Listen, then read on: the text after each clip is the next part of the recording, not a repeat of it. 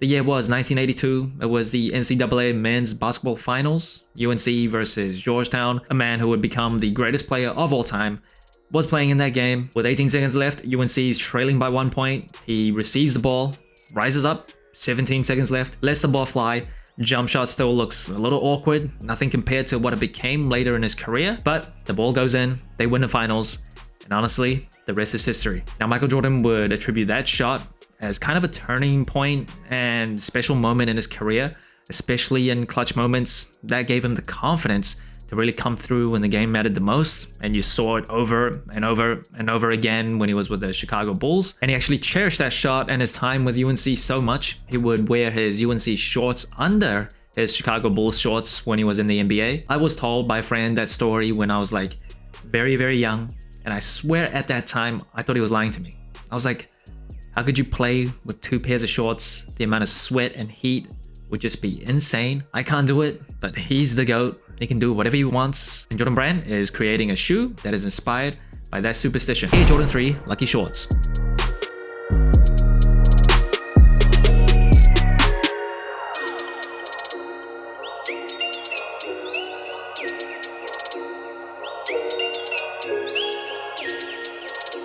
Now the shoe is dropping on February 22nd for $200 in the United States. Obviously very reminiscent of the Jordan 3 UNC that has a more standard Jordan 3 setup. This is slightly modified. Obviously it's trying to tell a very specific story. And first impressions of this shoe, super clean. If you've seen any of my past videos, I always mention the UNC colorway is probably my favorite kind of Jordan Brand colorway ever. So this is definitely, for me, perfect for me. There's one thing I don't love, one nitpick that I have. Again, I'll get to that later. Again, if you've seen any of my past videos, you'll know what I'm talking about. But overall, 95% of the shoe I really like. I think it's very easy to wear, very clean. Jordan 3s are delicious. Yeah, this is nice. If it was a black-based sneaker, so black, keeping the blues where they are, I would have liked it even more. But objectively, you can't really go too wrong with a white-based Jordan 3. And the upper of the shoe, it is majority leather.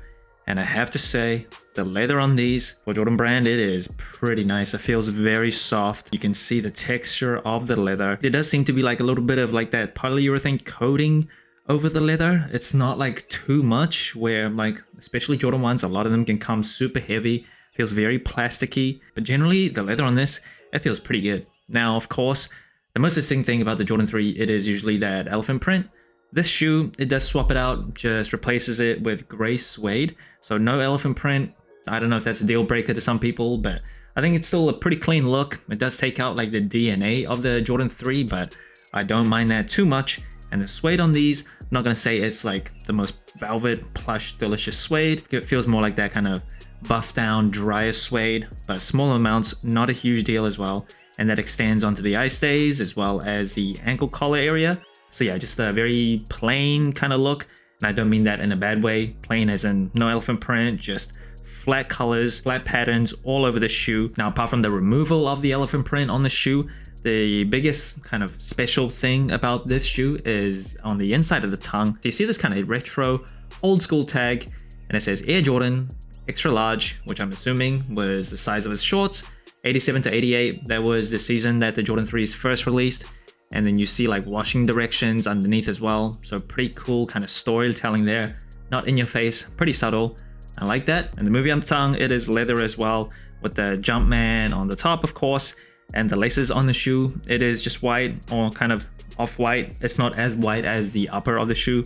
So maybe it's like muslin or sail. No extra laces for this. I would have really liked to see like UNC blue laces just to go with the other color on this shoe. I think that would have matched up pretty well, but nope, just one set of laces. And then moving on to the back of the shoe, you get this wide booty tab as well. And of course, Jumpman branding. This is not an OG colorway, so that is to be expected. And then moving on to the cushioning of the shoe, the Jordan 3 does come with a polyurethane midsole with a Nike A unit, obviously on the heel, a visible one, and one on the forefoot. The Jordan 3 was the first time that Jordan Brand experimented with a visible Nike A unit. And my biggest gripe, if you've seen any of my past videos, I don't really like when they put sail on like pre-aged midsoles when they don't really need to. You could make an argument that if they're trying to recreate that story of Michael Jordan playing with his like UNC shorts under his Bulls uniform, could argue it's like, I don't know. His shorts are from back in the day, so they pre-aged the colors, but I don't know. I just don't think this shoe needed like such yellow, sailed out, pre-aged midsole over here. I think it probably would have looked nicer if it was just white, just like white on white with hints of blue.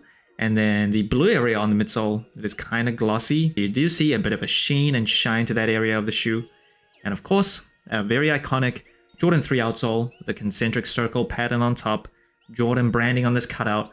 That is not Nike branding. Again, just like the booty, not an OG colorway. Usually for non-OG colorways, you get Jumpman or Jordan branding. And this cutout, just like the midsole, it is very yellow, very sail. Don't love how that looks, but it is what it is. Insole of the shoe, nothing too special. Jumpman branding, just the dream style insole. In the box of the shoe, a pretty regular Jordan 3 box with a quarter of it being elephant print, even though this shoe does not have elephant print. But it is what it is. Get this kind of grayish color as the main color with hints of UNC, elephant print paper inside as well. And now moving on to sizing and comfort, I'm a wide and flat footer for Jordan 3s. Usually I just stick true to size. I find it fits me pretty well, lengthwise, widthwise. I feel like even if you don't have wide feet, I do recommend sticking true to size.